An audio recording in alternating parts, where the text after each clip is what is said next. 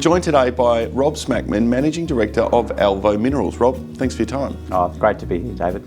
Listed in 2021, base metals in Brazil. What was the thesis and why these assets? VMS style mineralisation or deposits around the world tend to cluster. What we did is we bought two small deposits from the government.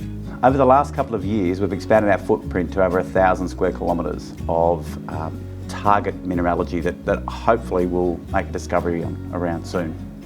And the work that's been done today, diamond drilling, really testing, reinforcing and proving up the existing resources? Existing resources that we have were based upon about 30,000 metres that was drilled in the 1970s and 80s. No work's been done in that belt in the last 40 years.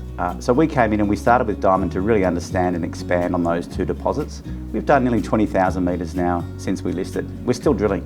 We started a couple of days after listing and we haven't stopped since.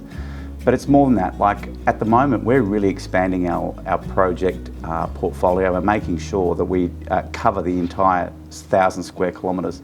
We've gone and bought our own equipment. It's a real point of difference for Alvo. Bought our own fixed loop EM, downhole EM, we have IP. We've bought ourselves an auger rig. The auger rig in the last couple of months has done 500 holes itself, over 4,500 metres of drilling across the belt. And we're going to make discoveries as we go with that piece of tech because no one else in Brazil has an auger rig mounted on a truck. So it's giving us lots of holes, lots of metres really quickly. Infrastructure, how well endowed is the region from a mining and an operating perspective? It's a great location. Brazil's a really big country. We're about 5 hours north of the capital city, but we've got hydropower surrounding the project. So there's 4 hydroelectric schemes within 50 kilometres of the project and high tension power lines crisscrossing. So no issues with power, it's 100% green. There are roads to site. We can access all of our targets with a 2-wheel drive vehicle.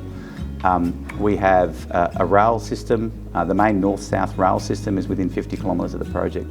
So all of those come together to be a really good location.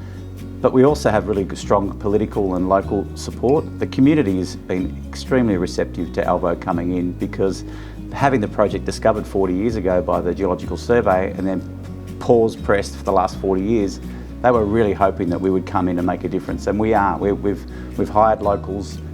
We've opened our only office in the company is actually on site in a little town called Palmeirópolis. And it's been a very, very good place to operate so far. Where to from here? What should investors be focused on?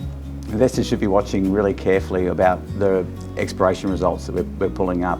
We've been putting together amazing drill results from our known deposits at C1 and C3. 24 metres, 25 metres at plus 4% copper. So copper and zinc focus has been excellent results ongoing. But the chance of making a new discovery is something it's live and active every week with Alvo. We've got people operating on 4 or 5 different crews and different targets, bringing them all to a point where they're ready to be drilled. And the drill is a truth machine, and that is what we're going to be using to make discovery. So we're pretty excited that this year we'll be proving our thesis that it is a VMS belt, that they do cluster, and that the potential is tens of millions of tonnes. Running your own truth machine, a tier 1 location, a belt scale opportunity, exciting times ahead for Alvo and its shareholders. Rob, thanks for your time. Pleasure, thank you.